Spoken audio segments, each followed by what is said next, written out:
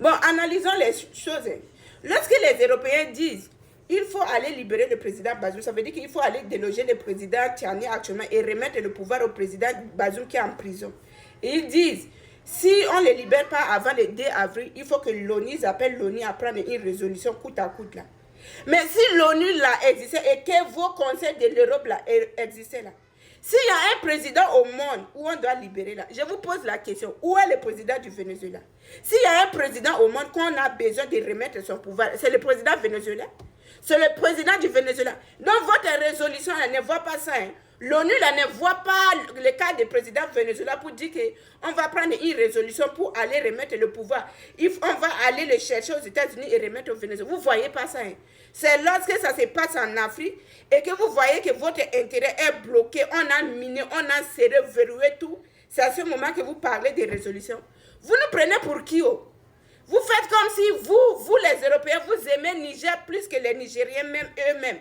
C'est quoi ça? Vous aimez l'Afrique plus que les Africains eux-mêmes. C'est quoi? Mais si votre organisation de merde là, s'il y avait une petite crédibilité, mais allez libérer le président vénézuélien, allez libérer le président Maduro, il y a quelque chose qui est devant vous. Vous êtes incapable de faire quelque chose. Vous êtes incapable de faire quelque chose de positif pour dire que non, on est une organisation, on a des principes, on a des choses à respecter. On ne peut pas kidnapper un président comme ça. On kidnappe un président devant vous. Un président, quand vous dites que Bazoum est élu démocratiquement, Maduro est élu quoi? Il est élu comment? Dites-moi, il est élu comment? Vous êtes vraiment, vous faites la honte quoi. Vous faites la honte. Que ce soit vos unions européennes là, vous tous c'est des organisations de merde. Bref, vous ne connaissez même pas votre rôle. S'il y avait quelque chose qui vous tenait à cœur, s'il y a un président que vous devez se lever pour dire que libérer lui, c'est lui. Mais nous, les Africains, on n'est pas bêtes. Hein. On comprend votre intérêt par rapport à Bazoum. On connaît aujourd'hui là.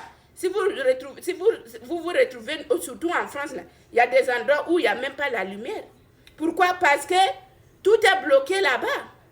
Le Niger a bloqué, l'uranium de Niger, le Niger a bloqué, Papa Tchani a bloqué, c'est ça qui vous énerve. Mais on en a marre de vous. On va voir comment vous allez libérer Bazoum. On sait, c'est depuis des temps. Vous faites tout, vous voulez planifier ça, ça échoue.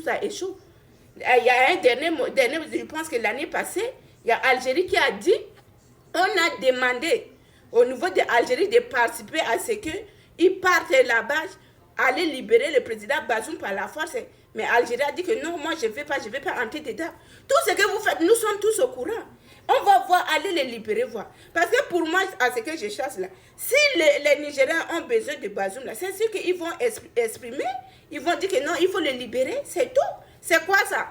Vous avez déjà vu les Africains mêler de vos affaires. Moi, quand je vous dis, ça m'a énervé la façon qu'ils ont parlé, comme si c'est eux qui dirigent quoi. Et c'est pas votre faute, c'est pas votre faute.